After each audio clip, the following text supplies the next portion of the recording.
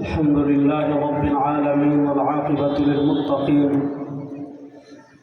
والصلاة والسلام على أشرف الأنبياء والمرسلين وعلى آله وأصحابه أجمعين، أما بعد. قال الله تبارك وتعالى: لكم دينكم ولي دين. وقال رسول الله صلى الله عليه وسلم: تركت فيكم أمرين لن تضلوا ما تمسكتم بهما، كتاب الله وسنة رسوله، أو كما قال عليه الصلاة والسلام. আমরা সবাই একবার দুরূদ শরীফ পড়ি। اللهم صل على محمد وعلى آل محمد كما صليت على إبراهيم وعلى آل إبراهيم إنك حميد مجيد. اللهم بارك على محمد وعلى آل محمد كما باركت على إبراهيم وعلى آل إبراهيم إنك حميد مجيد. আল্লাহ রাব্বুল আলামিনের লাখ কোটি শুকরিয়া আদায় করছি। আল্লাহ তাআলা আমাদেরকে অত্যন্ত দয়া করে মায়া করে ইমাম উলামা ঐক্য পরিষদ বাজিতপুর উপজেলার উদ্যোগে বাজিতপুর ডাক বাংলার ময়দানে আজকের এই ইসলামী মহাসম্মেলন সে সকাল 10টা থেকে শুরু হয়েছে। আসরের নামাজের পর মাগরিবের আগে মুবারক সময়, ছোট্ট সময় আল্লাহ তাআলা আমাদেরকে দুনিয়ার সকল কাজ থেকে ফারিগ করে আল্লাহ আমাদেরকে জান্নাতের বাগানে আসার, বসার, কথা বলার, কথা শোনার তৌফিক দান করেছেন। আমরা সবাই একবার আল্লাহ রব্বুল ইজ্জত ওয়াল জালালের দরবারে অন্তরের অন্তঃস্থল থেকে মন খুলে উচ্চ আওয়াজে সবাই একবার কালেমাতুশ শুকর আদায় করছি, আলহামদুলিল্লাহ। খুব লম্বা আলাপ করার সুযোগ নাই। মুফতি আলী হাসান ওসামা সাহেব এসেছেন, তিনিও বক্তৃতা করবেন মাগরিবের আগে ইনশাআল্লাহ। আমি সংক্ষিপ্ত 2-4টা মৌলিক কথা বলবো। এর ভিতর 1 নম্বর যে কথাটা বলবো সে কথা হলো, আমাদের ইসলাম ধর্ম একটি পূর্ণাঙ্গ জীবন বিধান। এই কথা আমরা কম বেশি সকলেই জানি। জানি কি জানি না? জানি, সবাই জানি ইসলাম একটি পূর্ণাঙ্গ জীবন বিধান। আল্লাহ তাআলা পবিত্র কোরআনে বলেছেন, ওয়ামান ইয়াবতাগি গায়রাল ইসলামি দীনান, ইসলাম ছাড়া অন্য কোনো কিছুকে কেউ যদি দিন হিসাবে গ্রহণ করে, ফালা ইউকবালা মিনহু, সেটা কখনো কবুল করা হবে না। হযরত ওমর ইবনুল খাত্তাব রাদিয়াল্লাহু তাআলা আনহু একদিন নবী করিম সাল্লাল্লাহু আলাইহি ওয়াসাল্লামের কাছে আসলেন। তার হাতে তখন তাওরাত ছিল। তাওরাত বলা হয় ওই আসমানি কিতাবকে, যে আসমানি কিতাব আল্লাহ তাআলা মুসা আলাইহিস সালামের উপর অবতীর্ণ করেছিলেন। ওমর রাদিয়াল্লাহু তাআলা আনহু তাওরাত নিয়ে এজন্য এসেছেন যে নবী করিম সাল্লাল্লাহু আলাইহি ওয়াসাল্লাম যখন তার হাতে তাওরাত দেখবেন খুশি হবেন যে মাশাআল্লাহ, ওমর জ্ঞান অন্বেষণ করতে করতে করতে করতে এখন কোরআনও পড়ছে, কোরআনের সাথে তাওরাতও পড়ছে। আল্লাহ নবী সাল্লাল্লাহু আলাইহি ওয়াসাল্লাম খুশি হবেন। কিন্তু ওমর রাদিয়াল্লাহু তাআলা বলেন, আল্লাহ নবী সাল্লাল্লাহু আলাইহি ওয়াসাল্লাম যখন তার হাতে তাওরাত দেখলেন, আল্লাহ নবী সাল্লাল্লাহু আলাইহি ওয়াসাল্লাম প্রচণ্ড রাগ করলেন। ফাহমাররাত আইনা, আল্লাহ নবী সাল্লাল্লাহু আলাইহি ওয়াসাল্লাম 2 চোখ লাল হয়ে গিয়েছে। আল্লাহ নবী সাল্লাল্লাহু আলাইহি ওয়াসাল্লামের 2 চোখ রাগে লাল হয়ে গিয়েছে। আল্লাহ নবী সাল্লাল্লাহু আলাইহি ওয়াসাল্লাম প্রচণ্ড রাগ করে ওমর ইবনুল খাত্তাব রাদিয়াল্লাহু তাআলাকে বলেন, ইয়া ওমর, লাউ কানা মূসা হাইয়ান মা ওয়াসিআ ইল্লা ইত্তিবা'i। ওমর রাদিয়াল্লাহু তাআলা আনহু, তুমি এখন কোরআন পাওয়ার পর তাওরাত পড়ছো, শোনো, লাউ কানা মূসা হাইয়ান, এই তাওরাত যে নবীর উপর অবতীর্ণ হয়েছে, সেই মুসা আলাইহিস সালাম এখন যদি দুনিয়াতে জীবিত থাকতেন, বারজাখী জীবনের কথা, দুনিয়ার জীবন, লাউ কানা মুসা হাইয়ান, যদি মুসা আলাইহিস সালাম দুনিয়ার জীবনে জীবিত থাকতেন, মা ওয়াসিআ ইল্লা ইত্তিবাই, তাহলে আমার অনুসরণ করা ছাড়া তার বিকল্প আর কোনো পথ ছিল না। অর্থাৎ আমি থাকা অবস্থায় তিনি যে নবীর উপর তাওরাত অবতীর্ণ হয়েছে, ওই তাওরাতের যার উপর অবতীর্ণ হয়েছে তিনিই যদি দুনিয়াতে জীবিত থাকতেন, তাহলে আমার অনুসরণ করা ছাড়া তার আর বিকল্প গত্যন্তর অন্য কোনো পথ ছিল না। তাহলে আমি আসার পর, আমার কোরআন আসার পর, আমার আদর্শ আসার পর, তাওরাত যেই নবীর উপর অবতীর্ণ হয়েছে তিনি থাকলে যদি আমার অনুসারী হওয়া বাধ্য হতো, তাহলে তো কোরআন লাভ করার পর অন্য কোনো উদ্দেশ্যে তোমার এখন আর তাওরাত পড়ার কোনো কি নাই, দরকার নাই। অর্থাৎ এটার থেকে আল্লাহ নবী সাল্লাল্লাহু আলাইহি ওয়াসাল্লাম এটা বুঝিয়েছেন, ইসলাম আসার পর পূর্ববর্তী সব ধর্ম রহিত হয়ে গিয়েছে। ইসলাম আসার পর পূর্ববর্তী সব ধর্ম কি হয়ে গিয়েছে? রহিত হয়ে গিয়েছে। হ্যাঁ, ধর্ম গ্রহণ এটা হলো ইচ্ছাধীন, লা ইকরাহা ফিদ-দীন।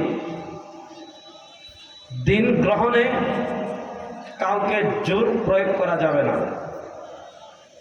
আমাদের দেশে হিন্দু আছে না? আছে। বৌদ্ধ আছে না? আছে। ইহুদি আছে না? আছে। খ্রিস্টান আছে না? আছে। আচ্ছা বলেন তো, এই পর্যন্ত বাংলাদেশের কোনো মুসলমান কখনো অস্ত্র ঠেকিয়ে, হামলা দিয়ে, মামলা দিয়ে, ক্ষমতার জোর দেখিয়ে, নেতার প্রভাব দেখিয়ে, চাপ প্রয়োগ করে কখনো কাউকে মুসলমান বানিয়েছে? না। দিন গ্রহণে কোনো বাধ্যবাধকতা নাই। এজন্য পৃথিবীতে আমাদেরকে যারা সাম্প্রদায়িক সম্প্রীতি শিক্ষা দেয়, অথবা আমাদেরকে যারা সাম্প্রদায়িক সম্প্রীতি শিখাতে চায়, আমরা বলি পৃথিবীর যে সকল রাষ্ট্রে ইসলাম ক্ষমতায় এসেছিল আবার চলে গিয়েছে। স্পেনে ইসলাম ছিল, বায়তুল মাকদিস মুসলমানরা বিজয় করেছিল। যে সকল রাষ্ট্র মুসলমান বিজয় করেছিল, তারপরে মনে করেন আবার খ্রিস্টানরা বিজয় করেছে। বায়তুল মাকদিস উমর ইবনে খাত্তাব রাদিয়াল্লাহু তাআলা বিজয় করেছেন, তারপর খ্রিস্টানরা আবার দখল করেছে, তারপর সুলতান সালাউদ্দিন আইয়ুবী রাহিমাহুল্লাহ আবার বিজয় করেছেন, তারপর 1948 থেকে আবার ইসরায়েল। ইনশাআল্লাহ কিছুদিনের ভিতর আবার আমরা বিজয় করব। ইনশাআল্লাহটাও জুড়ে বলেন না, জুড়ে বলেন না ইনশাআল্লাহ, একটু জোরে বলেন না ইনশাআল্লাহ, আর একটু জোরে বলেন ইনশাআল্লাহ।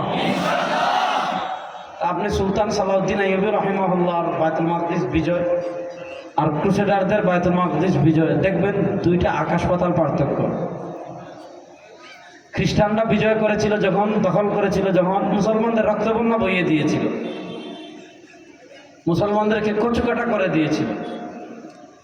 এর বিপরীত আমরা যখন বিজয় করেছি, আচ্ছা আমরা কতটুকু সম্প্রীতি রক্ষা করি এটা তো আপনি মক্কা বিজয়ের দিন দেখতে পারেন। পৃথিবীতে এরকম সম্প্রীতি পৃথিবীর ইতিহাসে আপনি দেখাতে পারবেন না, যে যারা ঘর থেকে বের করে দিয়েছে, বাড়ি থেকে বের করে দিয়েছে, শহর থেকে বের করে দিয়েছে, সাথী সঙ্গীদেরকে শহীদ করে দিয়েছে। হ্যাঁ, মদিনায় গিয়েছে, মদিনায় যাওয়ার পর আরামে থাকতে দিচ্ছে না, বদর, উহুদ, খন্দক জ্বালাইছে, ইহুদিদেরকে দিয়ে জ্বালাইছে, রোমানদেরকে দিয়ে জ্বালাইছে, কিসরা দিয়ে জ্বালাইছে, মুনাফিকদেরকে দিয়ে জ্বালাইছে। না মক্কায় থাকতে দিয়েছে, মদিনায় যাওয়ার পর শান্তিতে থাকতে দেয় নাই।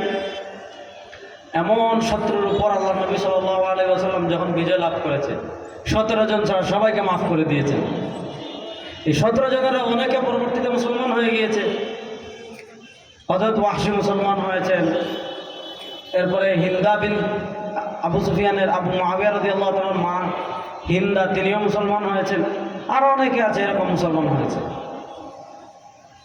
তো আমরা একটা হলো ইসলামের সম্প্রীতি, এটা সবচেয়ে বেশি ইসলামে আছে। ইসলামে যেমন সম্প্রীতি আছে, ইসলামের সম্প্রীতি এটা পৃথিবীর ইতিহাসে বিরল। আপনি এখন পৃথিবীতে যেখানে মুসলমানরা সংখ্যাগরিষ্ঠ, সেখানে অন্যান্য সংখ্যালঘু, আর পৃথিবীর যে রাষ্ট্রে মুসলমানরা সংখ্যালঘু, সেখানের অবস্থা দেখেন। আমাদের পার্শ্ববর্তী ভারতে মুসলমানরা সংখ্যালঘু, হিন্দুরা সংখ্যা গরিষ্ঠ, সেখানে সংখ্যালঘু মুসলমানদের অবস্থা, আর আমাদের বাংলাদেশে সংখ্যা গরিষ্ঠ মুসলমান আর হিন্দুরা হলো সংখ্যালঘু। এখানে সংখ্যালঘু আর ওখানে সংখ্যালঘুদের পার্থক্য দেখবেন, বাইনাহুমা মাফাউইস। আমাদের দেশের সংখ্যালঘু হিন্দুরা মুসলমানদের কাছে মায়ের কোলে সন্তান যেমন নিরাপদ, আমাদের দেশের সংখ্যালঘুরা তার চেয়েও বেশি নিরাপদ। এই যে এখন পূজা শুরু হয়েছে, বাংলাদেশের কোথাও কোনো মুসলমান পূজা পালন করতে বাধা দিচ্ছে? জীবনেও দেবে না, হিন্দুরা তাদের পূজা করবে। এর বিপরীতে আপনি ভারতে দেখেন, ভারতের মালুরা ঈদের নামাজ পড়তে দেয় না, মসজিদ ভেঙে ফেলে, মাদ্রাসা ভেঙে ফেলে, গরুর গোশত খাবারের অপরাধে মুসলমানদেরকে হত্যা করে ফেলে। ফ্রিজে একজনে ছাগলের গোশত রেখেছে, এই ছাগলের গোশতকে গরুর গোশত বলে মুসলমানদেরকে পিটিয়ে হত্যা করেছে। আপনি পুরো ভারতে দেখেন, গুজরাটে মুসলমানদের রক্ত দেখবেন, দিল্লিতে মুসলমানদের রক্ত দেখবেন, হায়দ্রাবাদে মুসলমানদের রক্ত দেখবেন, কাশ্মীরে মুসলমানদের রক্ত দেখবেন, এই দিক থেকে গেলে আপনার দার্জিলিং এই যে এলাকায়, এই এলাকায় মুসলমানদের রক্ত দেখবেন, আসামে মুসলমানদের রক্ত দেখবেন। মানে যেখানে মুসলমানরা সংখ্যা ভারতে আছে একটু, সেখানে মুসলমানদের উপর কি রক্তের বন্যা বইয়ে দিচ্ছে। আপনার চীনে গেলে, চীন আপনার উইগুরের মুসলমানদের অবস্থা দেখেন।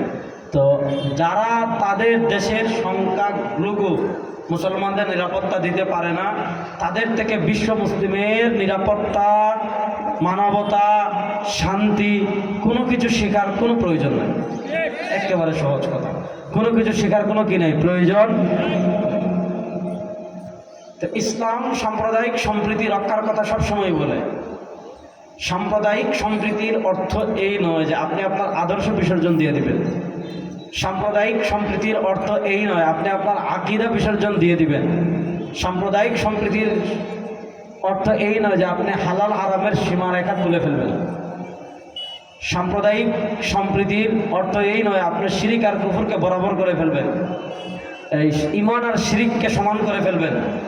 ইমাম বুখারী রাহমাতুল্লাহ সহিহ বুখারীতে হাদিস এনেছেন, আল্লাহ নবী সাল্লাল্লাহু আলাইহি ওয়াসাল্লাম বলেছেন, ইন্নাল হালালা বাইয়িনুন ওয়া ইন্নাল হারামা বাইয়িনুন ওয়া বাইনাহুমা মুতাশাবিহাত ফামান ইত্তাকা শুবহাত ইস্তাবরা লিদীনিহি ওয়া ইরদিহি ওয়া মান ওয়াকা ফিশ শুবহাতি ওয়াকা ফিল হারামি কাররাঈ ইয়ারআ হাওলাল হিমা ইউশিকু আন ইয়াকা ফীহি আলা ইন্না লিকুল্লি মালিকিন হিমান ওয়া ইন্না হিমাল্লাহি মাহারিমু আলা ইন্না ফিল জাসাদি লা মুদগা ইযা সালুহাত সালুহাল জাসাদু কুল্লু ওয়া ইযা ফাসাদাত ফাসাদাল জাসাদু কুল্লু আলা ওয়া হিয়াল কলব। ইন্নাল হালালা বাইয়িনুন, হালাল সুস্পষ্ট, হালালের সীমানা সুস্পষ্ট। ওয়া ইন্নাল হারামা বাইয়িনুন, হারামের সীমানা সুস্পষ্ট। ওয়া বাইনাহুমা মুতাশাবিহাত, এর মধ্যবর্তী কিছু বিষয় আছে যেগুলো সংশয়পূর্ণ। আমরা সংশয়পূর্ণ বিষয়ের দিকেও যাব না, হারাম বিষয়ের দিকেও যাব না, হালাল বিষয়ের উপর থাকবো। মনে করেন এখানে এই যে একটা বোতল, এই হলো একটা গ্লাস, এই হলো আরেকটা বোতল, ভালো করে বুঝেন। আপনি নিশ্চিত জানেন এটা হলো পানি। মনে করেন তিনটা বোতল এখানে জিনিস আছে রাখা, আপনি নিশ্চিত জানেন এটাতে পানি, আপনি নিশ্চিত জানেন এটাতে পেশাব, আর আপনি এটা নিয়ে সংশয়। কথা বলেন, কেউ বলতেছে এটাতে পেশাব আর কেউ বলতেছে এটাতে পানি, তাহলে এটা হলো সংশয়পূর্ণ। এটা 100% হালাল, এটা 100% হারাম। ভালো করে বুঝেন, এটা 100% হালাল, এটা 100% হারাম। এটা হলো সংশয়পূর্ণ, পেশাবও হতে পারে, পানীয় হতে পারে। এখন আপনার প্রচণ্ড পিপাসা লেগেছে, এখানে তিনটা বোতল দেখে বাজিতপুরের যে রাখছে তাকে জিজ্ঞেস করলেন ভাই পানি খাবো, উনি বললো ভাই এখানে তিনটা আছে, এটা পানি, এটা পেশাব, এটা আমি জানি না, পানিও হইতে পারে, পেশাব হইতে পারে। এবার বলেন আল্লাহ যদি তার মাথায় মগজ দে, ঘু না, পায়খানা না, ভুবন না, আল্লাহ যদি মাথায় মগজ দে তাহলে কোনটা খাবেন? এটা খাবে না, এটা হালাল। আপনি হালাল হারাম এটার থেকেও পরেজ করবেন, এটার থেকেও পরেজ করবেন। ইন্নাল হালাল বাইয়িনুন। এজন্য ইসলামী শরীআত আপনি আল বাহরুর রাইক পড়লে একটা মূলনীতি পাবেন। আল বাহরুর রাইকে ইবনে নুজাym মিসরি, তারপর ফতোয়ায়ে কাজী খান, ইমাম কাজী খান, তারপরে হইল বলেন না, এই যে ফতোয়া তাতারখানিয়ায় একটা সুস্পষ্ট মূলনীতি আছে যে ফিকহে হানাফির ইদা তারাদ্দাদা বাইনা সুন্নাতিন ওয়া বিদআহ, কোনো জিনিস নিয়ে ইখতিলাফ লেগে গেছে, কোনো বিষয় নিয়ে, যেটা সুন্নত নাকি বেদাত, এটা সওয়াবের কাজ নাকি বেদাত, ফিকহে হানাফির স্বীকৃত মূলনীতি হলো তরিকা, এটা ছেড়ে দিতে হবে, সংশয়পূর্ণ কাজ করার আমার দরকার নাই। তো ইসলামে হালালের সীমানা সুস্পষ্ট, হারামের সীমানা সুস্পষ্ট, আর কিছু বিষয় আছে মুতাশাবিহাত। ইসলাম বলে হারাম ছাড়তে হবে, মুতাশাবি ছাড়তে হবে, যেটা হালাল এটা ধরতে হবে। কখনোই সাম্প্রদায়িক সম্প্রীতির নামে এমন কাজ করা যাবে না যেই কাজ করলে হারাম হালাল এক হয়ে যায়। কখনো সাম্প্রদায়িক সম্প্রীতির নামে এমন কাজ করা যাবে না যেগুলো করলে হারাম আর সংশয়পূর্ণ জিনিস এক হয়ে যায়। কখনো সাম্প্রদায়িক সম্প্রীতির নামে এমন কাজ করা যাবে না যেই কাজে ঈমান আর কুফর বা শিরিক এক হয়ে যায়। যেমন আমি আপনাদেরকে উদাহরণ দিই, আমাদের দিয়ে দিই, ঈদ উল আজহা, এটা আমাদের ধর্মীয় উৎসব। উৎসব কি উৎসব না? আপনারা কথা কইবেন, চুপ করে বসবেন, যে কথা কইবেন তো। ঈদ উল আজহা এটা আমাদের উৎসব, বলেন ঈদ উল আজহা এটা আমাদের, এটি কোনো সন্দেহ আছে? নাই। ঈদ উল আজহার উৎসবের অনুষঙ্গ কি? আমরা ঈদের নামাজ পড়ি। ঈদ উল আজহার উৎসবের অনুষঙ্গ কি? আমরা কুরবানি করি। আচ্ছা, এখন যদি আপনি ঈদ উল আজহার এই মৌলিক অনুষঙ্গ বাদ দেন, যে কুরবানি বাদ, ঈদের নামাজ বাদ, তাহলে আর কিছু থাকে নাই। ঈদ উল আজহা এটা উৎসব কেন? এটা উৎসব হলো কুরবানি, এখানে পশু কুরবানি করা হয়, এখানে ঈদের নামাজ পড়া হয়। ঈদ উল ফিতর উৎসব কেন? সদকাতুল ফিতর দেয় মানুষ, গরিব দুঃখীকে দান করে, ঈদের নামাজ পড়ে। এখন যদি সদকাতুল ফিতরই না থাকে, ঈদের নামাজই না থাকে, ঈদ আছে, ঈদের আর কি রইল? তাহলে ঈদ উল আজহার মৌলিক অনুষঙ্গ সালাত উযহিয়া, ঈদ উল ফিতরের মৌলিক উৎসব মানে মৌলিক বিষয় উপাদান হলো সদকাতুল ফিতর আর সালাত। এগুলা বাদ দিলে ঈদ থাকে না। এজন্য যেহেতু ঈদ উল আজহা, ঈদ উল ফিতর এগুলার মূল উপাদান হলো সালাত, নামাজ, কুরবানি, কেন? আল্লাহর জন্য। এজন্য দেখবেন কোনো হিন্দু আসে না, কারণ তার ধর্মের সাথে এটা যায় না। কোনো ইহুদি আসে না, কারণ তার ধর্মের সাথে এটা যায় না। কোনো খ্রিস্টান আসে না, তার ধর্মের সাথে এটা যায় না। কোনো বৌদ্ধ আসে না, কারণ তার ধর্মের সাথে এটা যায় না। কোনো নাস্তিক আসে না, কারণ তার ধর্মের সাথে এটা যায় না। কোনো সনাতন ধর্মী আসে না, কারণ তার ধর্মের সাথে এটা যায় না। কারণ উৎসব ঠিক আছে, কিন্তু এই উৎসবের মৌলিক উপাদান কি? এই উৎসবের মৌলিক উপাদান হলো সালাত, নামাজ, তারা মানে না। এই উৎসবের মৌলিক উপাদান কি? কুরবানি, তারা মানে না। এজন্য দেখবেন যখন ঈদ উল ফিতর আসে, এজন্য দেখবেন যখন ঈদ উল আজহা আসে, এই যে আমাদের দেশে এত হিন্দু আছে, তারা কি কেউ এসে বলছে ধর্ম যার যার, উৎসব সবার, চলেন সবাই মিলে ঈদগাহে যায়, চলেন সবাই মিলে গরু জবে দিই? আসছে কখনো? কথা বলেন, কখনো আসছে? এবার আসেন, এই যে হিন্দুদের পূজা শুরু হয়েছে, এই পূজার মূল উপাদান কি? পূজা করা। যেমন আমাদের ঈদ, এটা আনন্দ, আনন্দের মূল উপাদান কি? নামাজ পড়া। এই আনন্দের মূল উপাদান কি? কুরবানি করা। দুর্গা পূজার মূল উপাদান কি? দুর্গা পূজার মূল উপাদান হলো, তারা মনে করে দুর্গা মা গজে চড়ে আসবেন, এসে এক বছরের ভালো মন্দের যা কিছু আছে দুর্গার থেকে চেয়ে নিতে হবে। আচ্ছা বলেন, এটা যদি কেউ বিশ্বাস করে তার ঈমান থাকবে? আমরা বিশ্বাস করি ভালো মন্দ, কল্যাণ অকল্যাণ সব কিছুর মালিককে। আপনারা জোরে কইবেন তো? জোরে বলেন। সব কিছুর মালিককে। কুল লা আমলিকু লিনাফসি নাফআন ওয়ালা দাররান। আল্লাহ তাআলা সরওয়ার দু আলম সাল্লাল্লাহু আলাইহি, ওই হিন্দু অনেক কুসংস্কার আমাদের ভিতর কেমনে ঢুকছে করে বলবো, শুনেন। আল্লাহ তাআলা বলেন নবীকে, আমাদের নবী সাল্লাল্লাহু আলাইহি ওয়াসাল্লামকে, যিনি ইমামুল আম্বিয়া, যিনি সাইয়্যিদু ওয়ালাদি আদম, আল্লাহ তাআলা আমাদের নবী করিম সাল্লাল্লাহু আলাইহি ওয়াসাল্লামকে কি বলছেন? কুল, ও নবী, সারা দুনিয়ার মানুষকে বলে দিন, লা আমলিকু, আমি মালিক নই, লিনাফসি, আমার নিজের, নাফআন, উপকারের, ওয়ালা দাররান, কিংবা ক্ষতির। হ্যাঁ, কতটুকু? ইল্লা মাশাআল্লাহ, যতটুকু চান কে? আল্লাহ। নামারও আসতে বলেন, যত আসতে বলবেন সব বেশি। যতটুকু চান কে? জোরে বলেন, যতটুকু চান কে? তাকদীরের ভালো মন্দের মালিক দুর্গা, তাকদীরের ভালো মন্দের মালিক মূর্তি, তাকদীরের ভালো মন্দের মালিক আপনি মাটি দিয়ে, পুতুল দিয়ে, আপনি কলা গাছ দিয়ে, আপনি বাঁশ দিয়ে, আপনি রড দিয়ে, আপনি সিমেন্ট দিয়ে একটা মূর্তি বানাবেন, 3 দিন এটার পূজা করবেন, তারপর এটা নদীতে ফেলে দিবেন। তার ধর্ম বিশ্বাস। আমরা মূর্তিকে গালিগালাজ করি না, কারো ধর্ম বিশ্বাস নিয়ে গালিগালাজ করি না, কারণ আল্লাহ তাআলা বিধর্মীদের উপাস্যদেরকে নিয়ে গালিগালাজ করতে নিষেধ করেছেন। কেন? কারণ আপনি যদি এগুলো নিয়ে গালিগালাজ করেন, আপনি যদি মূর্তিকে গালি দেন, তারা এর বিনিময়ে আল্লাহকে গালি দেবেন। ঠিক না ঠিক? ঠিক। কিন্তু আমরা বিশ্বাস করি এটা কখনো ভাগ্যের মালিক হতে পারে না। ভাগ্য পরিবর্তনের মালিক, কল্যাণের মালিক, অকল্যাণের মালিক একমাত্র কে? আল্লাহ। আল্লাহ নবী সাল্লাল্লাহু আলাইহি ওয়াসাল্লাম কি বলেছেন? লাউ ইজতামাআতিল ইনসু ওয়াল জিন্নু আলা আন ইয়ানফাউকা বিশাইইন লা ইয়ানফাউকা বিশাইইন ইল্লা ক্বাদ কাতাবাহু আল্লাহু লাক ওয়া লা ইজতামাআতিল ইনসু ওয়াল জিন্নু আলা আন ইয়াদুররুকা বিশাইইন লা ইয়াদুররুকা বিশাইইন ইল্লা ক্বাদ কাতাবাহু আল্লাহু লাক।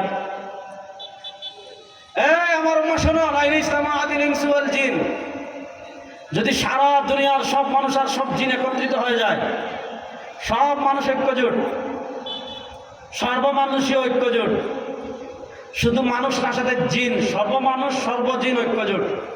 কেন? আলা ইয়ানফাউকা বিশাইইন, সব মানুষ আর সব জিন একত্রিত হয়েছে।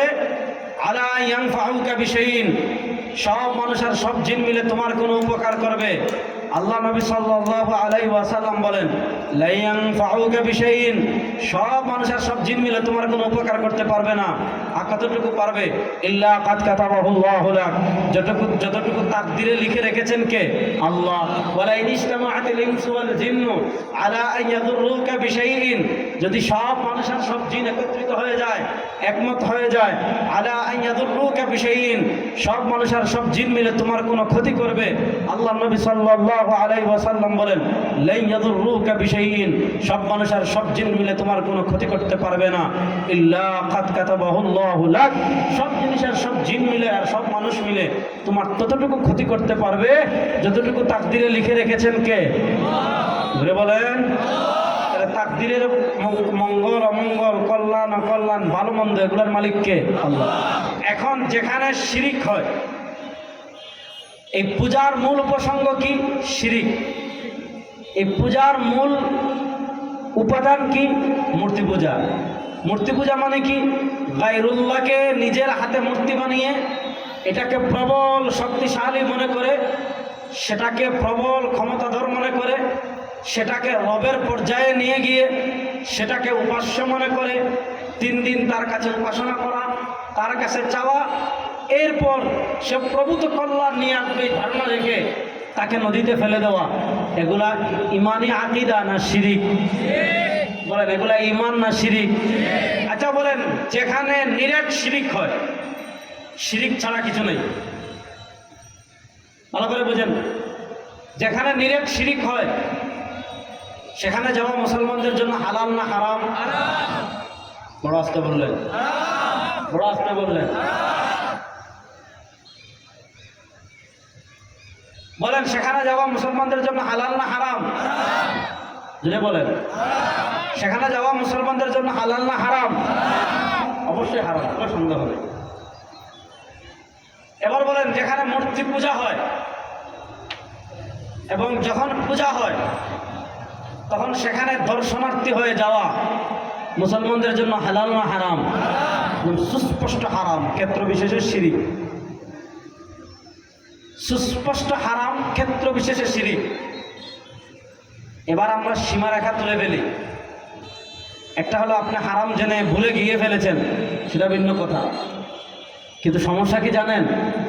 সমস্যা হলো আমরা হারাম কাজ করি তো করি, আমরা ইমান চলে যায় এমন কাজ করি তো করি, এবং উল্টা এটাকে বৈধতা দেওয়ার চেষ্টা করি। উল্টা এটাকে কি দেওয়ার চেষ্টা করি? বৈধতা দেওয়ার চেষ্টা করি। শোনেন, হিন্দুরা এখন তাদের পূজা করবে, তারা মূর্তি বিসর্জন দিবে, এই সব কিছু নিরাপদে করার সুযোগ দেওয়ার দায়িত্ব রাষ্ট্রের। বলেন, এই সব কিছু নিরাপদে করার সুযোগ দেওয়ার দায়িত্ব কার? রাষ্ট্রের। বলেন, এই সব কিছু নিরাপদে করতে দেওয়ার দায়িত্ব কাদের? রাষ্ট্রের ট্যাক্স। আপনি ট্যাক্স দিচ্ছেন, রাষ্ট্র আপনার থেকে ট্যাক্স নিচ্ছে, রাষ্ট্র আমাদের ট্যাক্সের টাকায় পুলিশ আছে, সেনাবাহিনী আছে, বিজিবি আছে, র্যাব আছে, আনসার আছে, এনএসআই আছে, ডিজিএফআই আছে, কত সংস্থা আছে। এটার নিরাপত্তা দেওয়ার দায়িত্ব রাষ্ট্রের। কিন্তু কোনো মুসলমান, আপনি ফেসবুকে পোস্টার বানিয়ে, মনে করেন আপনি এলাকায় নির্বাচন করবেন, আপনি পোস্টার বানিয়ে দিলেন, আমার সনাতনী ভাইদের দুর্গাপূজার শুভেচ্ছা। আপনার বাপের মাথা। কথা আমি বুঝাইতে পারি নাই। কোন মুসলমানের জন্য বিধর্মীদের পূজার শুভেচ্ছা জানানো জায়েজ নাই। বলেন, বিধর্মীদের পূজার শুভেচ্ছা জানানো কি নাই? শুভেচ্ছা মানে কি? মনে করেন আমি এখানে আসছি, রেজাউল করিম আবরার সাহেবের আগমন, শুভেচ্ছার স্বাগতম, মানে কি? আপনি এটাকে উইশ করছেন, আপনি এটার আবরার সাহেবের আসার আগমনের আনন্দে আনন্দিত হচ্ছেন, এটাই তো? এটার নামই তো শুভেচ্ছা, নাকি ভিন্ন কিছু? আপনি দেখেন না, কিছুদিন আগে আমাদের দেশে 12 রবিউল আউয়াল গিয়েছে, বিশ্ব নবীর আগমন, শুভেচ্ছার স্বাগতম, নূর নবীর আগমন, শুভেচ্ছার স্বাগতম, মানে কি করছে? আল্লাহ নবী সাল্লাল্লাহু আলাইহি ওয়াসাল্লাম দিন জন্মগ্রহণ করেছেন, ওই দিনকে উইশ করছে, তাই তো? মানে এটা এই আল্লাহ নবী ইসলামের আগমনে সে তার মতো মন গড়া পদ্ধতিতে আনন্দিত হচ্ছে। আমি ওই আলোচনায় যাচ্ছি না। তাহলে আপনি পূজাতে শুভেচ্ছা জানাচ্ছেন, এর ব্যাখ্যা কি? মানে আপনি পূজায়, বিধর্মীরা তারা পূজা করছে, তারা আনন্দিত হচ্ছে, এটা তাদের উৎসব, আপনি তাদের উৎসবে আপনিও আনন্দিত হচ্ছেন, এই আনন্দকে আপনিও ভাগ নিতে চাচ্ছেন। প্রশ্ন হলো, তারা আনন্দিত কেন হচ্ছে? মূর্তি পূজা করে তারা আনন্দিত কেন হচ্ছে? মনে করছে এটাই তার ভাগ্য পরিবর্তন করবে। তারা আনন্দিত কেন হচ্ছে? যে এই মূর্তি আগামী 1 বছর তার রিজিক দিবে। তারা আনন্দিত কেন হচ্ছে? যে এই মূর্তি তার ভাগ্যের পরিবর্তন করবে। তারা আনন্দিত কেন হচ্ছে? যে সব অকল্যাণ এই মূর্তি দূর করবে। এবার বলেন, তারা যে কুফরের উপর আনন্দিত হচ্ছে, তারা যে শিরকের উপর আনন্দিত হচ্ছে, তারা যে ঈমান বিধ্বংসী বিজয়ের উপর আনন্দিত হচ্ছে, ওই বিষয়ের উপর আনন্দিত হওয়া কোন মুসলমানের জন্য হালাল না হারাম? বলেন, কোন মুসলমানের জন্য হালাল না হারাম? স্পষ্ট হারাম। সারা দুনিয়া উল্টে গেল হারাম। বলেন, সারা দুনিয়া উল্টে গেল হারাম। বলেন, সারা দুনিয়া উল্টে গেল। ইন্নাল হালাল বাইয়িনুন। হিন্দুরা নিরাপদে পূজা করবে, দায়িত্ব দিবে, সব দায়িত্ব পালন করবে রাষ্ট্র। কিন্তু আমাদের দেশে দেখবেন, পূজা আসলে ওরে, আমাদের চট্টগ্রামের এক মন্ত্রী ছিল, সে কি বলেছিল জানেন? সে বলেছিল, আমার ইমান এই মোল্লা মুর্শিদের মতো এত দুর্বল না। কি দুর্বল না? যে মোল্লা মুর্শিদরা ফতোয়া দেয়, পূজায় গেলে, উৎসব করলে, এরপরে মূর্তির নামে যে প্রাসাদ, গায়রুল্লাহর নামে যে খাবার তৈরি করে মূর্তির নামে, ওই খাবার খাওয়া মুসলমানদের জন্য হারাম। এটা খাওয়ার গু খাওয়া সমান। গু খাওয়া যেমন হারাম, হালাল না হারাম? গোবর খাওয়া হালাল না হারাম? পেশাব খাওয়া হালাল না হারাম? এটা যেমন হারাম, তার চেয়ে নির্দিষ্ট হারাম হলো মূর্তির নামে যে খাবার তৈরি করা হয়েছে। এখন আপনি উদারতার নামে, উনি বলছে আমার ইমান মোল্লা মুর্শিদের মতো এত দুর্বল না, যে আমি প্রসাদ খেলে, মূর্তির সামনে নাচানাচি করলে, দুর্গাপূজার উৎসবে অংশ নিলে আমার ইমান চলে যাবে। সে বলেছিল তার ইমান এত দুর্বল না। আমি তখন বলেছিলাম এক বক্তৃতায় যে ভাই, ইমান আছে কি না, গেল কি না, ইমান যাওয়ার প্রশ্ন আসে ইমান থাকলে। ইমান যাওয়ার প্রশ্ন আসে কখন? ইমান থাকলে। তার তো ইমান নাই, যাইব কি? কথাটা বুঝিতে পারি নাই। ইমান যাওয়ার প্রশ্ন আসে ইমান থাকলে। এর বাইরে তো ইমান নাই, যাবে কি? এই জন্য কোনো মুসলমানের জন্য, আপনি রাজনীতির নামে বলেন, তো রাজনীতি কি আপনি নতুন করছেন? সাহাবা একরাম করে নাই, তাবেঈনরা করে নাই, তাবেঈনরা করে নাই, আইম্মা মুজতাহিদিনরা করে নাই, সালাফে সালেহিনরা করে নাই। ইসলামের রাজনীতি নতুন নাকি? রাজনীতি মানে কি? রাজনীতির আগে সংজ্ঞা বুঝেন, সিয়াসতের সংজ্ঞা বুঝেন। সিয়াসতের সংজ্ঞা টান দিলেই আপনি রাজনীতি। আপনি রাজনীতি কেন করেন? আল্লাহর জমিন আল্লাহর দিনকে বিজয় করার জন্য। আপনি রাজনীতি কেন করেন? ইসলামকে বিজয় করার জন্য। আপনি রাজনীতি কেন করেন? কোরআনকে বিজয় করার জন্য। আমরা রাজনীতি কেন করি? আল্লাহর জমিনে আল্লাহর আদর্শকে বাস্তবায়ন করার জন্য। আমরা রাজনীতি কেন করি? তন্ত্রমন্ত্রকে পায়ের তলায় পিষ্ট করে কোরআনকে সংসদে বিজয় করার জন্য। আমরা রাজনীতি কেন করি? দুনিয়ার সব মানুষের আইন, বানানো আইন, ব্রিটিশের আইন, তাদের আইন পায়ের তলায় পিষ্ট করে আল্লাহ কোরআনের আইনকে বিজয় করার জন্য। আমরা রাজনীতি যদি করি আল্লাহর দিনকে বিজয় করার জন্য, আমরা রাজনীতি যদি করি ইসলামকে বিজয় করার জন্য, আমরা রাজনীতি যদি করি সরওয়ারে দু আলম সাল্লাল্লাহু আলাইহি ওয়াসাল্লামের আদর্শকে বিজয় করার জন্য, দুনিয়া একদিকে চলে যেতে পারে, কোনো হারাম কাজ আমরা কখনো করতে পারি না। পৃথিবী উল্টে যেতে পারে, আমার নবী যা নিষেধ করেছেন ইসলামের রাজনীতির নামে এমন কাজ আমরা কখনো করতে পারি না।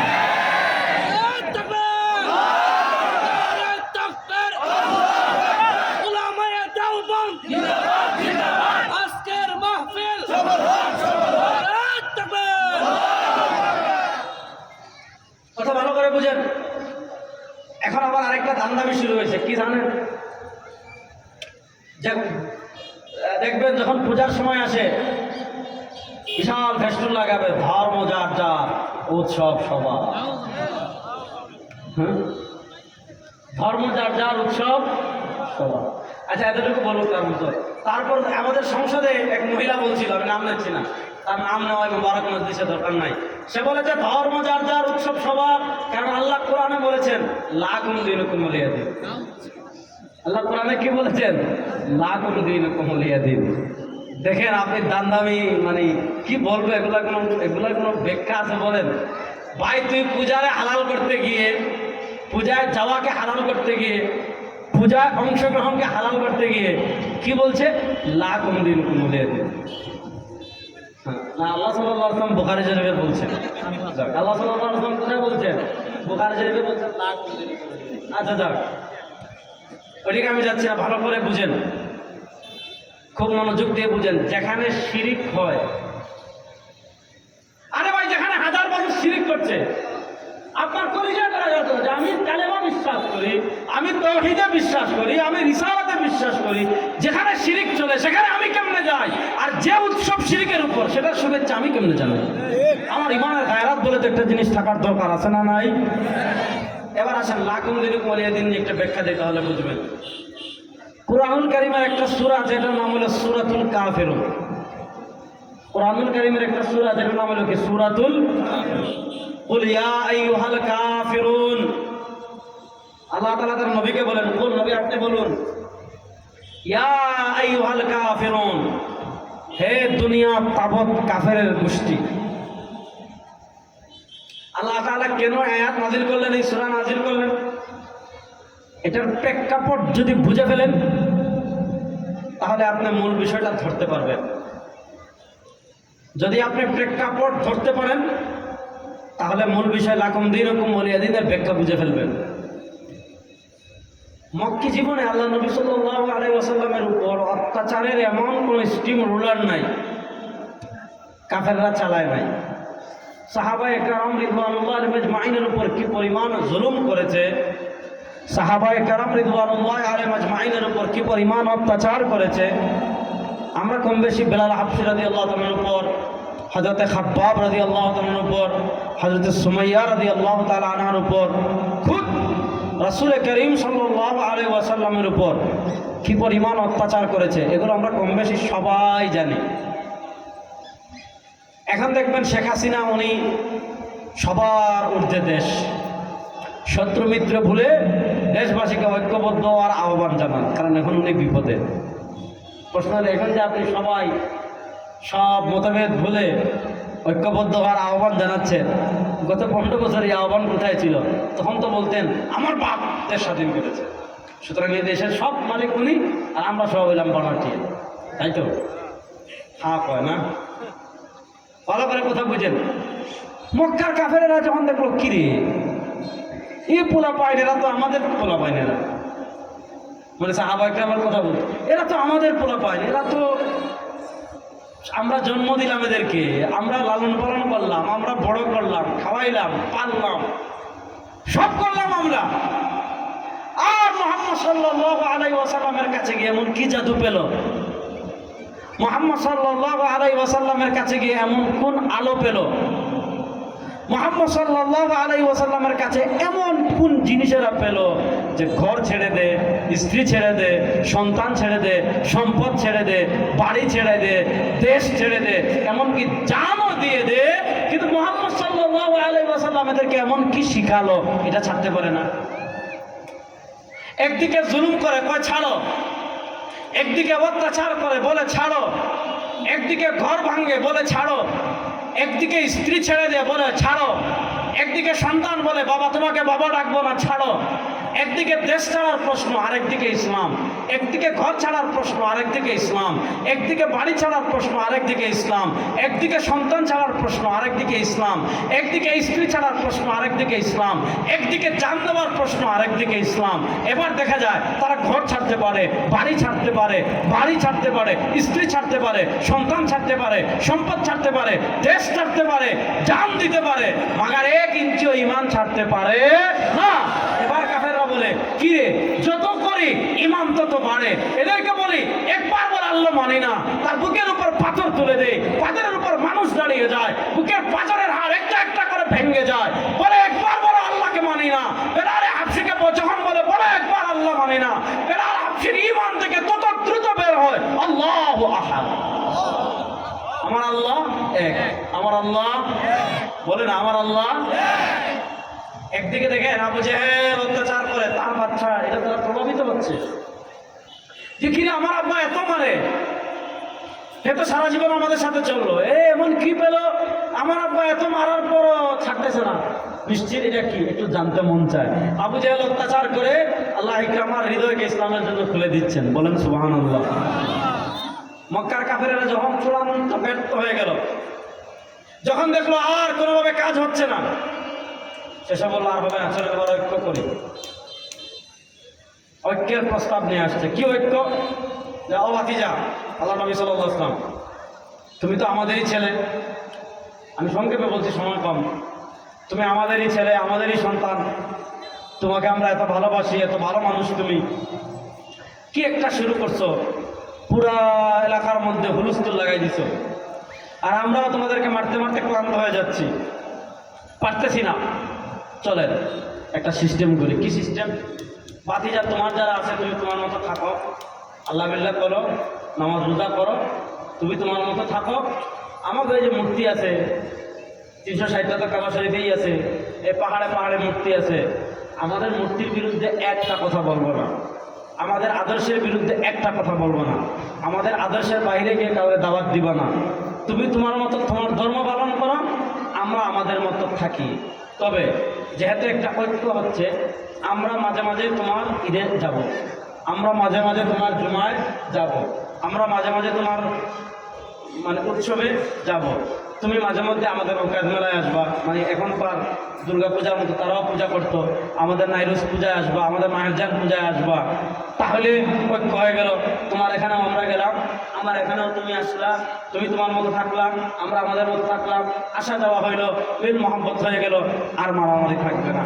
দেখেন ওই যে শিরিক আর কুফুরের যে সীমানা আছে, হালাল হারামের যে সীমানা আছে, আমি শুরুতে বলেছিলাম ইন্নাল হালাল বাইয়িনুন ওয়া ইন্নাল হারাম বাইয়িনুন, সীমারেখা যখন তুলে দেওয়ার প্রস্তাব দিয়েছে ঐক্যের নামে, যখন তারা বলেছে হালাল এবং হারামকে এক করে ফেলবে, ঈমান আর কুফরকে এক করে ফেলবে, আল্লাহ তাআলা তখন সূরাতুল কাফিরুন নাজিল করেছেন।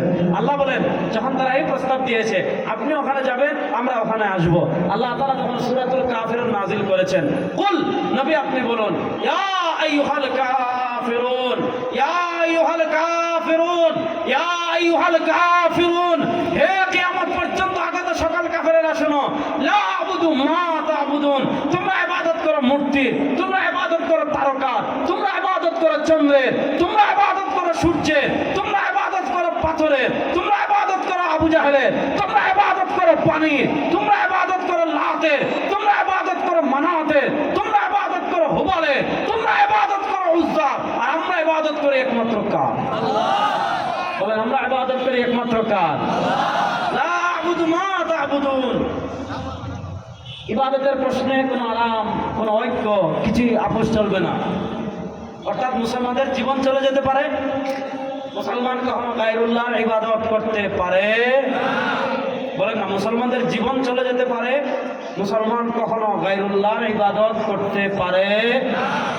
মূর্তির ইবাদত করা শিরক, বলেন মূর্তির ইবাদত করা, সবাই বলেন না মূর্তির ইবাদত করা, আপনারা জুড়ে কইবেন মূর্তির ইবাদত করা, গায়রুল্লাহর ইবাদত করা। গায়রুল্লাহ মানে আল্লাহর বাইরে, আল্লাহর বাইরে মূর্তির ইবাদত করা শিরক। আল্লাহর বাইরে পাথরের ইবাদত করা শিরক। আল্লাহর বাইরে গাছের ইবাদত করা শিরক। আল্লাহর বাইরে আগুনের ইবাদত করা শিরক। আল্লাহর বাইরে তারকার ইবাদত করা শিরক। আল্লাহর বাইরে সূর্যের ইবাদত করা শিরক।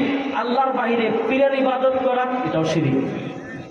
বলেন আল্লাহর বাইরে পীরের ইবাদত করা, এটাও কি? আমাদের দেশের মানুষ পীর ভক্তির নামে পীরের ইবাদত করে, এমন নজির আমাদের দেশে আছে না নাই? আচ্ছা বলেন সিজদা এটা ইবাদত কি ইবাদত না? আমরা কি শুনুন, নামাজে আমরা সিজদা দেই না। লা তাসজুদু লিশ-শামস, কাফেররা সিজদা দিত সূর্যকে, আল্লাহ বলেছেন সূর্যকে সিজদা দিব না। কাফেররা সিজদা দিত চন্দ্রকে, বলা আলিল কামার, চন্দ্রকে সিজদা দিবে না। ওয়াসজুদু লিল্লাহ, মুসলমান সিজদা দিবে একমাত্র কাকে? আল্লাহকে। বলে মুসলমান সিজদা দিবে একমাত্র কাকে? আর জোরে বলেন না, মুসলমান সিজদা দিবে একমাত্র কাকে? এবার বলেন আমরা যে সিজদা দেই, সিজদা ইবাদত কি ইবাদত না? এবার যেই পীরে তার মুরিদরা সিজদা দেয়, অথবা যেই পীরের মাজারে তার মুরিদেরা সিজদা দেয়, যেই পীরে তার মুরিদেরা সিজদা দেয়, এটা পীর না লম্পট? যে পীর তার মুরিদেরা সিজদা দেয়, এটা পীর না শয়তান? আমাদের দেশে মক্কার কাফেরেরা করত মূর্তি পূজা, মক্কার কাফেরেরা করত সূর্য পূজা, আগুন পূজা। আমাদের দেশে আছে ফটো পূজা, খাট পূজা। ওদের মূর্তি পূজা আর খাট পূজা আর ফটো পূজা দুটার ভিতরে কোনো পার্থক্য আছে? কোনো পার্থক্য নাই। মক্কার কাফেরেরা খেজুর দিয়ে মূর্তি বানায় পূজা করত। আমাদের দেশে দেখবেন অমুক পীর সাহেব মারা গেছেন, এটা বহু নজির আপনাদের আশেপাশে আছে, বুঝতে পারবেন। পীর সাহেব মারা গেছেন, এখন ঘরে কি করে জানেন? পীর সাহেবের ফটো একটা ঘরে রাখে, যে খাজা বাবা, দয়াল বাবা, মুর্শিদ কিবলা, পিরানের পীর, দয়াল বাবা দস্তগীর, ঠিক আছে না? দয়াল বাবা দস্তগীর, পিরানের পীর, পীরে কিবলা, ওনার একটা ছবি রাখে ঘরে। তারপরে কি করে? ছবিটারে ফুল দিয়ে বাধাই করে রাখে, ছবির চারপাশে ফুল লটকাই রাখে। তারপর বাবার যখন উরুসের সময় আসে, এটারে আপনার সম্মান করে, এটার সামনে গিয়ে সিজদা করে, এটার উদ্দেশ্যে টাকা মান্নত করে। এখন বলেন এই কাজ আর আইয়ামে জাহিলিয়াতের কাফেরদের মূর্তি পূজা, দুটার ভিতর কোনো পার্থক্য আছে? কোনো পার্থক্য নাই। আমাদের পদ্মার ওপর একটা দরবার আছে, ওটার নাম হলো আট রশিদ দরবার। সেখানে এক আজীব খেলা। কি আজীব খেলা জানেন? আট রশিদে গেলে আজীব খেলা কি দেখবেন জানেন? পিসাব, ওনাদের মরহুম পিসাব যিনি ছিলেন, অর্থাৎ যাকে তারা খাজা বাবা বলে, হাসমতুল্লাহ সাহেব। ওই হাসমতুল্লাহ সাহেব, যাকে বলা হয় খাজা বাবা ফরিদপুরি, উনি মারা গিয়েছেন।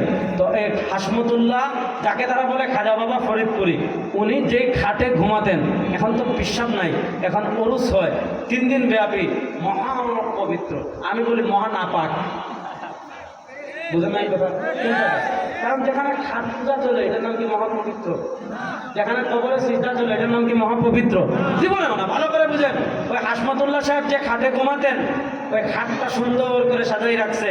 এখন ভক্ত মুলিদান যায়, গিয়ে দেখে খাজা বাবা তো আর নাই। এখন কি করতে হবে? খাজা বাবার যে খাট আছে, এই খাটরে সিজদা দে, এই খাটরে সম্মান করে মাথা নোয়ায়। বলেন এদের মধ্যে আর ইয়ামে জাহিলিয়াতের কাফেরদের মধ্যে কোনো পার্থক্য আছে? এজন্য আল্লাহ ছাড়া অন্য কারো ইবাদত করা শিরক। বলেন আল্লাহ ছাড়া অন্য কারো ইবাদত করা কি? সুতরাং আমরা কোন পীরের কবরে সিজদা দিব না। জোরে বলেন, হাত তুলে বলেন, কোন পীরের কবরে সিজদা দিব না। কোন পীরকে সিজদা দিব না। যদি কোথাও কোনো পীরের কাছে গেছেন, যাওয়ার পর দেখতেছেন যে পীর সাহেবের মুরিদরা সিজদা দিচ্ছে, যদি সিস্টেম পান, সুযোগ পান, যদি এমন দেখেন মারলে পরে আপনি আবার মার খেতে পারেন, দরকার নাই, চুপচাপ চলে আসবেন। আর যদি সিস্টেম দেখেন ভালো, তাহলে পায়ের জুতা দিয়া 2টা দিবেন, 2 গালে চলে আসবেন। পারবেন তো ইনশাআল্লাহ? আর যদি যদি এখানে 2টা দেখলে আর 10টা খাওয়া লাগতে পারে, তাহলে দরকার নাই। আউযুবিল্লাহ পড়ে, কুল আউযু বিল ফালাক, কুল আউযু বিন নাস পড়ে, কুল হুয়াল্লাহ পড়ে ফু দিয়া চলে আসবেন আর দোয়া করবেন আল্লাহ তাআলা এই জানোয়ারকে, এই মানুষরূপী এই পশুকে আল্লাহ তাআলা যেন হেদায়েত দান করেন। আমাদের দেশে তো এখন জান্নাতের টিকিট বিক্রি হয়, আছে না নাই? কত ধরনের ভণ্ডামি বাংলাদেশে চলে ভাই, বিশ্বাস করেন। কত ধরনের কুসংস্কার এই দেশে চলে, আপনি বিশ্বাস করবেন। ব্যবসা বরকত হচ্ছে না, হাওড়িয়া মুরুখ ছাড়ে, আছে না নাই? এগুলো আমাদের দেশে চলে। আমি বাইরের কথা বলছি, আমাদের দেশে চলে। এজন্য কাফেরেরা যখন প্রস্তাব দিয়েছে যে নবী আপনি আমাদের এখানে আসবেন, আমাদের পূজায় আসবেন, আমরা আপনাদের যাব, আল্লাহ তাআলা সূরাতুল কাফিরুন নাজিল করে স্পষ্ট বার্তা দিয়ে বলেছেন, লা আবুদু মা তা'বুদুন, তোমরা যাদের ইবাদত করো আমরা তাদের ইবাদত করি না। এরপরে বলেছেন ওয়ালা আনতুম আবিদুনা মা আবুদ, তোমরাও আল্লাহর ইবাদত করতে বাধ্য না, মানে তোমাদেরকে আমরা আল্লাহর ইবাদত জোর করে করাইতে পারবো না। তাহলে এখন তোমাদের প্রস্তাব গ্রহণ করলাম না, এখন কেমনে হবে? লাকুম দীনুকুম ওয়ালিয়া দীন। ভাই আমি তোর কাছে ইসলাম পেশ করব, আমি তোর কাছে দ্বীন পেশ করব, আমি তোর কাছে শরিয়া পেশ করব, আমি তোর কাছে হেদায়েত পেশ করব, আমি তোর কাছে পৃথিবীর শ্রেষ্ঠ আদর্শ ইসলাম পেশ করব, আমি তোমাকে জান্নাতের পথ দেখাবো, আমি তোমাকে জাহান্নাম থেকে বাঁচার পথ দেখাবো। যদি কবুল করেন আলহামদুলিল্লাহ, আমি আপনাকে জান্নাতের পথ দেখালাম, আমি আপনাকে কোরআনের কথা বললাম, আমি আপনাকে পৃথিবীর সবচেয়ে শ্রেষ্ঠ এবং একমাত্র মুক্তির গ্যারান্টি ইসলামের আদর্শের কথা বললাম। আপনি কবুল করলেন না, তাহলে আপনি তাকে অস্ত্র দেখিয়ে কালেমা পড়াবেন না, সৈন্য দিয়ে কালেমা পড়াবেন না, মামলা করে কালেমা পড়াবেন না, হুমকি দিয়ে কালেমা পড়াবেন না, অস্ত্র দেখিয়ে কালেমা পড়াবেন না। প্রশ্ন হলো যখন তাকে কালেমার দাওয়াত দিলেন, সে কালেমার দাওয়াত গ্রহণ করলো না, তখন কি বলবেন? বলবেন ভাই লাকুম দীনুকুম ওয়ালিয়া দীন, ভাই তুই তোর পথে, আমি আমার পথে, তোর সাথে আমার কোনো সম্পর্ক নাই। এই সম্পর্ক নাই মানে কি? দিনই কোনো সম্পর্ক নাই, এমনি স্বাভাবিক লেনদেন হতে পারে, সমস্যা নাই, কিন্তু কোনো মুসলমান কোনো বিধর্মীকে কখনো অন্তরঙ্গ বন্ধু, অন্তরের বন্ধু হিসাবে গ্রহণ করতে পারে না। এটা হলো লাকুম দীনুকুম ওয়ালিয়া দীনের সঠিক ব্যাখ্যা। সঠিক ব্যাখ্যা কি? হেদায়েত পেশ করার পর কেউ গ্রহণ না করলে তাকে বলবেন লাকুম দীনুকুম, ভাই তুই তোর মতো থাক, ওয়ালিয়া দীন আমি আমার মতো। তুই ইসলাম গ্রহণ না করলে আমি আদর্শের এক চুলো ছাড়বো না। এটা হলো লাকুম দীনুকুম ওয়ালিয়া দীনের ব্যাখ্যা। লাকুম দীনুকুম ওয়ালিয়া দীন মানে এই না আপনি তাদের পূজায় যাবেন, লাকুম দীনুকুম ওয়ালিয়া দীন মানে এই না আপনি মূর্তি নিয়ে নাচানাচি করবেন, লাকুম দীনুকুম ওয়ালিয়া দীন মানে এই না আপনি ট্রাক রিজার্ভ করে একটার উপর রং ছিটাবেন, লাকুম দীনুকুম ওয়ালিয়া দীন মানে এই না আপনি প্রসাদ খাবেন। এগুলো যারা করে হয় শয়তান না হয় মূর্খ, হয় শয়তান না হয় কি মূর্খ। সুতরাং এগুলো থেকে আমাদের বেঁচে থাকার দরকার আছে না নাই? এজন্য শুনেন, বিশুদ্ধ ইলমের কোনো বিকল্প নাই। আপনি যদি কোরআন সুন্নাহর বিশুদ্ধ ইলম অর্জন না করেন, তাহলে আপনি যে কোনো সময় এই সকল কাজে ফেসে যেতে পারেন। এই জন্য আমাদের দেশে এক একটা পূজা আসে, আর এটাকে ব্যাপক করতে গিয়ে কত মানুষ ঈমান হারায়, আপনি এটা চিন্তা করতে পারবেন না। এজন্য আল্লাহ তাআলা আমাদেরকে ঈমানের মতো দৌলত দান করেছেন, আল্লাহ তাআলা আমাদেরকে ঈমানের মতো সম্পদ দান করেছেন। এই ঈমানের যত্ন নেওয়ার প্রয়োজন আছে না নাই? এই ঈমানের রক্ষণাবেক্ষণ, আপনি দেখেন এখানে একটা বিশাল মাছের ফিশারি আছে, এই মাছ রক্ষণাবেক্ষণের জন্য মালিক কত কষ্ট করে। আর আল্লাহ তাআলা আপনাকে এত বড় নিয়ামত দিলেন ঈমান, এই ঈমানের রক্ষণাবেক্ষণ করার প্রয়োজন আছে না নাই?